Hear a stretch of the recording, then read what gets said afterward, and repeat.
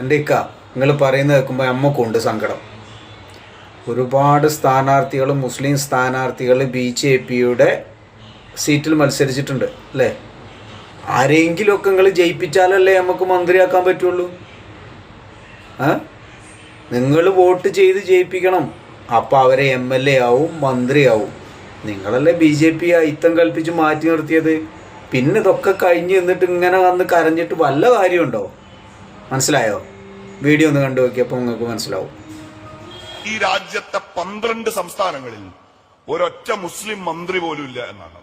4 കോടി ജനങ്ങൾ താമസിക്കുന്ന ഉത്തർപ്രദേശ്, അവിടെ ഒരു മുസ്ലിം മന്ത്രി പോലും ഇല്ല എന്ന് മാത്രമല്ല, ആ സംസ്ഥാനം തുടർച്ചയായി ഭരിക്കുന്ന ഇന്ത്യയിലെ തന്നെ ഏറ്റവും വലിയ രാഷ്ട്രീയ പാർട്ടിക്ക്, ഇന്ത്യയിലെ തീവ്ര വലതുപക്ഷത്തിന്റെ സംഘടിത രൂപം എന്ന് പറയാൻ കഴിയുന്ന രാജ്യം ഭരിക്കുന്ന രാഷ്ട്രീയ പാർട്ടിക്ക് അവിടെ ഒരൊറ്റ MLA പോലും ഇല്ല.